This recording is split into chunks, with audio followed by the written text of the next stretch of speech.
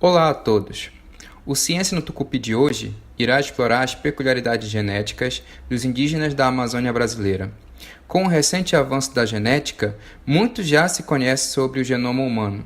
Porém, as populações estudadas geralmente excluem indivíduos de populações miscigenadas e também de populações diferenciadas, como os ameríndios.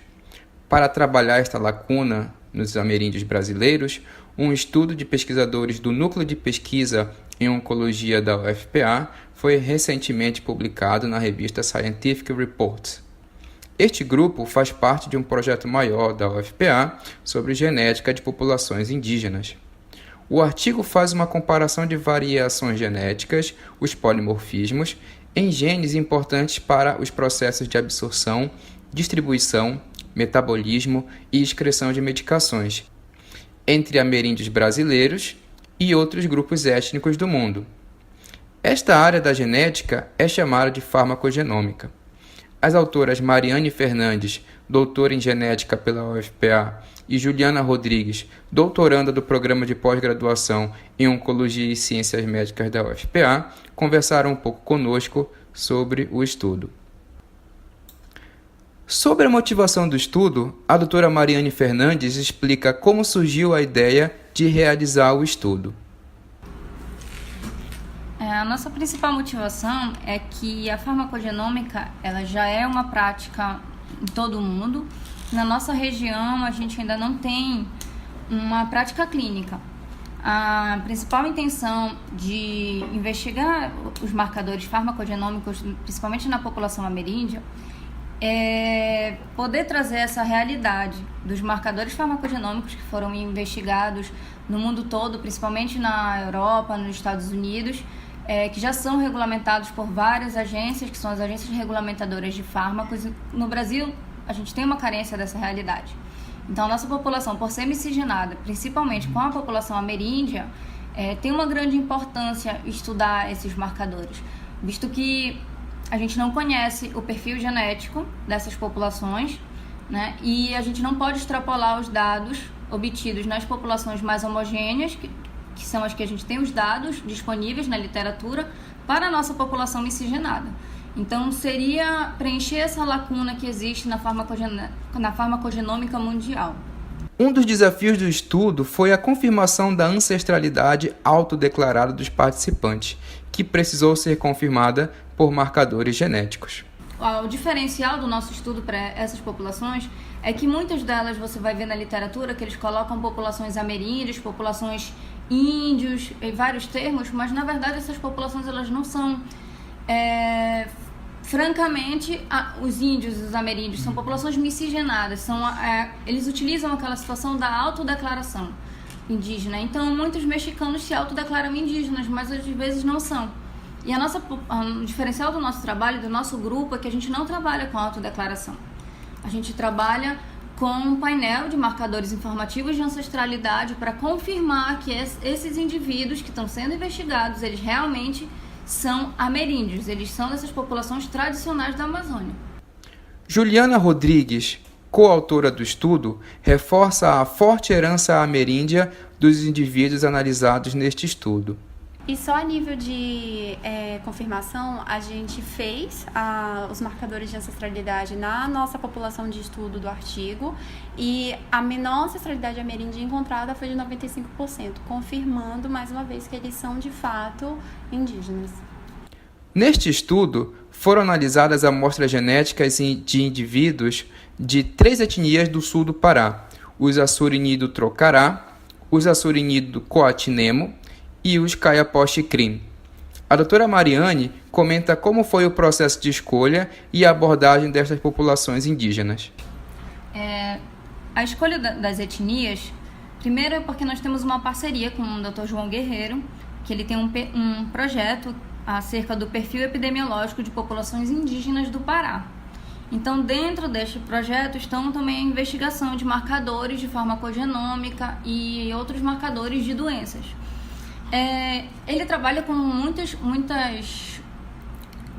etnias, mas especificamente nosso trabalho começou quando ele tinha uma viagem que destinava a essas tribos, né, a essas etnias, a região onde elas estão localizadas.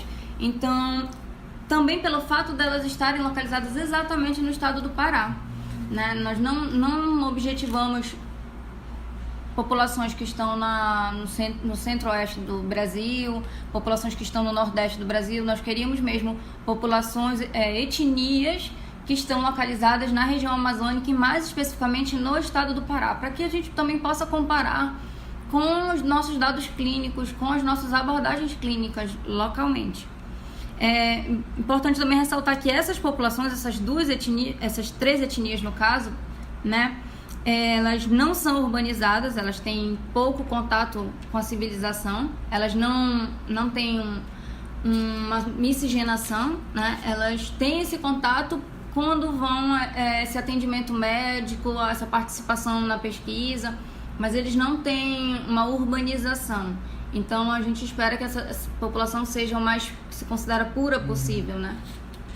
Além do estudo em si, os pesquisadores proporcionaram a estas populações ações de saúde, escassas nas regiões onde vivem. O que acontece é que no projeto ele não está envolvido apenas uma descrição de um perfil genético, sem um retorno para as populações. No mesmo projeto, onde a gente pretende descrever o perfil genético das populações ameríndias, se propõe também um controle de doenças que eles não têm, como eles não têm acesso à urbanização, eles não vêm para Belém, eles não vêm para as capitais procurar acesso à saúde, eles também têm cada vez mais tido mais contato com outras doenças, com vírus, com a obesidade, diabetes, hipertensão. Então, é uma forma de ter esse controle, de dar uma assistência médica, né? A equipe vai toda de avião, depois passa 2, 3 dias de barco até chegar na comunidade, passa-se 1, 2 dias na comunidade prestando assistência e até voltar de novo ao local de origem são mais 4, 5 dias. Então é uma viagem longa, é uma equipe multidisciplinar destinada a vários atendimentos à população e a gente também poder ajudá-los dessa forma, descrevendo a genética, porque a maioria desses pacientes, desses indivíduos, no caso ainda não pacientes, né, eles têm vários problemas de metabolização. Os que chegam a Belém para fazer um tratamento, a gente tem alguns exemplos de índios que chegam aqui para serem tratados, por exemplo, no Hospital Filoiola e tem problemas seríssimos de toxicidade. Então, uma das coisas que nos motivou é saber por que eles especificamente têm tanta diferença de metabolismo comparado à população de Belém e do Pará como um todo. Os autores analisaram um painel de 32 polimorfismos associados à farmacocinética de medicações usadas no tratamento do câncer. Dentre os resultados, foi visto que o perfil genético dos ameríndios brasileiros foi mais próximo das populações do leste asiático e mais distante de populações africanas. A Juliana explica um pouco mais destes resultados. Bem, nós já hipotetizávamos isso, né, que a população ameríndia ela é uma população geneticamente distinta, mas a gente ainda não tinha comprovações científicas disso. Então, depois do projeto Genoma, em 2003, teve uma grande disseminação de dados genéticos e a liberação online desses dados. Um exemplo disso é o do projeto Mil Genomas, onde nós podemos fazer a comparação dos nossos dados ameríndios com outras populações de outros continentes. O que a gente observou no artigo, no estudo, é que há uma grande diferença entre populações ameríndias em relação às populações africanas e uma maior semelhança entre as populações ameríndias com populações do leste asiático. Isso está de acordo com a história das populações, porque se a gente pensa entre populações ameríndias e populações africanas, elas representam o extremo do processo evolutivo, onde nós sabemos que todas as populações elas foram hoje originárias de populações da África, ou seja, foi a primeira população a se estabelecer e a se disseminar. Enquanto que a população ameríndia, ela foi a última população formada, né? E essa população, como ela é a mais recente, é normal que ela tenha uma maior diferença genética da população mais antiga, que é a população africana. Com relação à semelhança da população indígena ameríndia amazônica com a população do oeste asiático, isso comprova uma hipótese, é um dado que pode corroborar com a hipótese do Estreito de Bering, que é uma hipótese que fala sobre a ocupação das Américas e a formação dos primeiros nativos americanos, que aconteceu, no caso, a ocupação das Américas, ela aconteceu depois da Era do Gelo, onde foi formado uma ponte entre a Ásia e a América, que é chamada de Beríngia, e os povos asiáticos, eles começaram a ocupar a região das Américas. Então, é um dado que corrobora que populações nativas americanas, elas são descendentes de populações asiáticas, e isso aconteceu cerca de 15 mil anos atrás. Os autores notaram variações genéticas específicas nas populações indígenas em relação às outras populações do mundo em vários genes, mas reforçaram essas implicações clínicas em 3 genes específicos. O que a gente encontrou no artigo é que dos 26 marcadores analisados, nós excluímos 4 por desequilíbrio de Hardy-Weinberg, a gente viu muitas diferenças entre o perfil genético desses polimorfismos nos ameríndios amazônicos com as outras populações. Então, para a gente fazer a discussão do artigo, a gente teve que centrar um pouco, porque senão ela ia ficar extremamente extensa. Nós escolhemos esses 3 marcadores, esses 3 genes, ABCB1, CYP2A6 e DPYD, porque eles já são genes que eles são utilizados em recomendações farmacogenéticas e por agências reguladoras de fármacos em outros países, como o Canadá, os Estados Unidos e alguns países da Europa também. O ABCB1, ele é um gene que ele faz parte da superfamília ABC, que é uma família de genes transportadores. Então, eles são responsáveis pela absorção, distribuição e também excreção de determinados compostos farmacológicos do interior celular. Então, a gente tem ABCs que colocam o fármaco para o interior da célula, e nós temos também ABCs que vão retirar o composto da célula. O que acontece é que ele já é utilizado como um marcador genético pela agência do Canadá, especificamente para um medicamento que é o Aliskiren, que é um antihipertensivo. Ele é o principal responsável pelo efluxo do composto farmacológico. O que nós observamos é que as populações indígenas, elas apresentam cerca de 40% de variantes patogênicas no polimorfismo específico do ABCB1, que vai fazer a produção da proteína que vai retirar o fármaco da célula. Ou seja, a gente tem uma proteína deficiente, fazendo com que o fármaco não consiga ser excretado, podendo potencialmente aumentar os efeitos adversos relacionados ao uso dessa droga antihipertensiva. O CYP2A6, ele é um gene também que ele é responsável pelo metabolismo de medicamentos e também de xenobióticos, e a gente resolveu fazer a discussão voltada para ele porque ele já é recomendado por agências do Japão antes do uso de um medicamento quimioterápico, que é o letrozol. Ou seja, o CYP2A6 ele tem algumas variantes polimórficas, fazendo com que os indivíduos que apresentem essas variantes possam ser metabolizadores pobres da droga. Ou seja, eles não vão conseguir metabolizar o composto farmacológico para poder excretá-lo. A gente viu que a frequência de variantes deletérias do CYP2A6 nas populações indígenas é de cerca de 46%. Ou seja, a gente tem uma grande quantidade de indivíduos que são tidos como pobres metabolizadores do letrozol. Também dando o potencial dessas populações adquirirem toxicidades graves decorrentes do tratamento. E o último, que é o DPYD, ele é o principal catabolizador do 5-fluoracil, que também é um medicamento quimioterápico. Inclusive, é um medicamento quimioterápico que a gente utiliza no sistema público de saúde aqui no Brasil. E o DPYD, como eu falei, ele vai catabolizar o 5-fluoracil, ou seja, ele vai inativar o 5-fluoracil para que ele possa ser excretado do organismo.